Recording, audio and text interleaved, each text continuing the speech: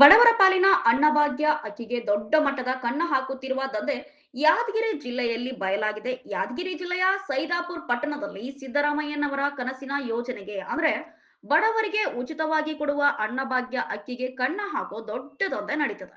ಇದು ಹೊಸದೇನಲ್ಲ, ಬಹಳ ದಿನಗಳಿಂದಲೂ ಇದು ನಿಂತಿಲ್ಲ. ಇಲ್ಲಿನ ಕೆಲ ದಂಧೆಕೋರರು ಬಡವರ ಹೊಟ್ಟೆಗೆ ಹೋಗಬೇಕಾದ ಅಕ್ಕಿಯನ್ನೇ ಕಡಿಮೆ ಬೆಲೆಗೆ ಕೊಂಡು ಅದನ್ನು ಕಾಳಸಂತೆಯಲ್ಲಿ ಶೇಖರಿಸಿ ದುಪ್ಪಟ್ಟು ಬೆಲೆಗೆ ಮಾರಾಟವನ್ನ ಮಾಡ್ತಿದ್ದಾರೆ. ಇದು ಆಶ್ಚರ್ಯಕರ ವಿಷಯ ಏನಪ್ಪಾ ಅಂತಂದ್ರೆ, ಈ ಅಕ್ರಮವನ್ನ ತಡೆಯಬೇಕಾದ ಆಹಾರ ನಿರೀಕ್ಷಕ ಅಧಿಕಾರಿಯೇ ಈ ದಂಧೆಯಲ್ಲಿ ಶಾಮೀಲಾಗಿದ್ದಾರೆ ಅನ್ನೋ ಅನುಮಾನ ಹೆಚ್ಚಾಗಿ ಕಾಡ್ತಿದೆ. ಜೊತೆಗೆ ಬಲವಾಗಿದೆ ಕೂಡ. ಪಟ್ಟಣದಲ್ಲಿ ಮೂರ್ನಾಲ್ಕು ಕಡೆ ಈ ಅಕ್ಕಿ ಅಕ್ರಮ ದಂಧೆ ಸಕ್ರಿಯವಾಗಿ ಇದ್ರೂ ಕೂಡ ಒಂದು ಕಾರ್ಯಾಚರಣೆಯ ಮೂಲಕ ಎಲ್ಲ ವಿಷಯಗಳು ಬಯಲಿಗೆ ಬಂದಿವೆ. ಅಧಿಕಾರಿಗಳ ವಿರುದ್ಧ ಸೂಕ್ತ ಕ್ರಮ ಆಗುವವರೆಗೂ ಈ ಅಕ್ಕಿ ದಂಧೆ ಮಾತ್ರ ನಿಲ್ತಿಲ್ಲ ಎಂದು ಸ್ಥಳೀಯ ನಾಗರಿಕರು ಆಕ್ರೋಶವನ್ನ ಹೊರಹಾಕಿದ್ದಾರೆ.